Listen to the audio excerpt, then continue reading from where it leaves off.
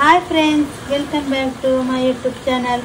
ನಾನಿವತ್ತು ಖಾರವಾಗಿ ರಸಮ್ ಹೇಗೆ ಮಾಡೋದಂತ ಹೇಳಿಕೊಡ್ತೇನೆ. ನೋಡೋಣ ಬನ್ನಿ. ಅದಕ್ಕೆ ಬೇಕಾಗಿರೋ ಇಂಗ್ರೀಡಿಯೆಂಟ್ಸ್: 1 ಸ್ಪೂನ್ ಕರಿಮೆಣಸು, 1 ಸ್ಪೂನ್ ಜೀರಿಗೆ, 1 ಹಿಡಿ ಬೆಳ್ಳುಳ್ಳಿ, ಕರಿಬೇವು ಸೊಪ್ಪು ಸ್ವಲ್ಪ, ಅರ್ಧ ಈರುಳ್ಳಿ, ಕೊತ್ತಂಬರಿ ಸೊಪ್ಪು, 2 ಟೊಮೆಟೊ, 1 ಹಸಿಮೆಣಸಿನಕಾಯಿ. ಇದನ್ನಿಷ್ಟನ್ನು ತರಿಯಾಗಿ ಗ್ರೈಂಡ್ ಮಾಡಬೇಕು. ಮತ್ತು 1/4 ಕಪ್ ಬೇಳೆಯನ್ನು ಚೆನ್ನಾಗಿ ಬೇಯಿಸಬೇಕು. 1 ಲಿಂಬೆ ಗಾತ್ರದ ಹುಣಸೆ ಹುಳಿಯನ್ನು ಅರ್ಧ ಕಪ್ ನೀರಿನಲ್ಲಿ ಚೆನ್ನಾಗಿ ಕಿವಿಚಿದ ನೀರನ್ನು ತೆಗಿಬೇಕು. ಬೇಳೆಯನ್ನು ಕುಕ್ಕರ್ನಲ್ಲಿ ಬೇಯಿಸಿ ಅದಕ್ಕೆ 1 ಟೀ ಸ್ಪೂನ್ ಅರಿಶಿನ ಪೌಡರ್ ಹಾಕಿ.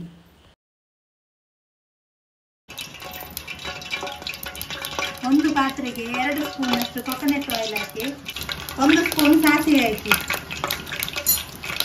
ಆನಂತರ ಅದಕ್ಕೆ ಜಜ್ಜಿದ ಬೆಳ್ಳುಳ್ಳಿ, ತುಂಡು ಮಾಡಿಟ್ಟ ಒಣಮೆಣಸು, ಕರಿಬೇವು ಸೊಪ್ಪು, ಸಾಸಿವೆ ಸಿಡಿದಾಗಿ ಇವಾಗ ಇದನ್ನೆಲ್ಲ ಹಾಕಬೇಕು.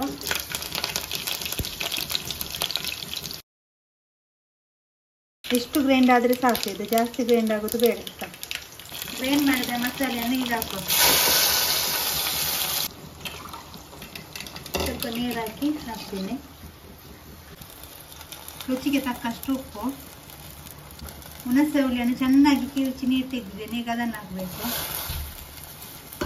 ಇದು ಕುದಿ ಬರುವುದು ಬೇಡ ಆಯ್ತಾ. ಈಗ ಇದಕ್ಕೆ ಚೆನ್ನಾಗಿ ಬೇಯಿಸಿದ ಬೇಳೆಯನ್ನು ಆಡ್ ಮಾಡಿ. ಇದು ಕುದಿ ಬರುವುದು ಬೇಡ, ಕುದಿ ಬರಲಿಕ್ಕೆ ಆಗ್ತಾ ಬರುವಾಗಲೇ ಗ್ಯಾಸ್ ಆಫ್ ಮಾಡಿ.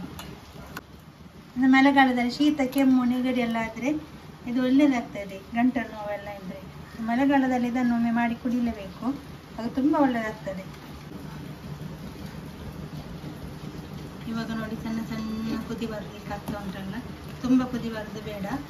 ಇವಾಗ ಸಾಕು. ಇದನ್ನು ಇದಕ್ಕಿನ್ನು ಕೊತ್ತಂಬರಿ ಸೊಪ್ಪು ಹಾಕೋಣ. ಗ್ಯಾಸ್ ಆಫ್ ಮಾಡಿ. ಇವತ್ತಿನ ನಮ್ಮ ರಸಮ್ ರೆಡಿ. ಇವತ್ತಿನ ನನ್ನ ಈ ರೆಸಿಪಿ ಇಷ್ಟ ಆದರೆ ಪ್ಲೀಸ್ ಲೈಕ್ ಮಾಡಿ, ಶೇರ್ ಮಾಡಿ, ಕಮೆಂಟ್ ಮಾಡಿ. ನಾಳೆ ಇನ್ನೂ ಹೊಸ ರೆಸಿಪಿಯೊಂದಿಗೆ ಸಿಗ್ತೇನೆ. ಅಲ್ಲಿವರೆಗೂ ಟೇಕ್ ಕೇರ್. ಬಾಯ್ ಬಾಯ್.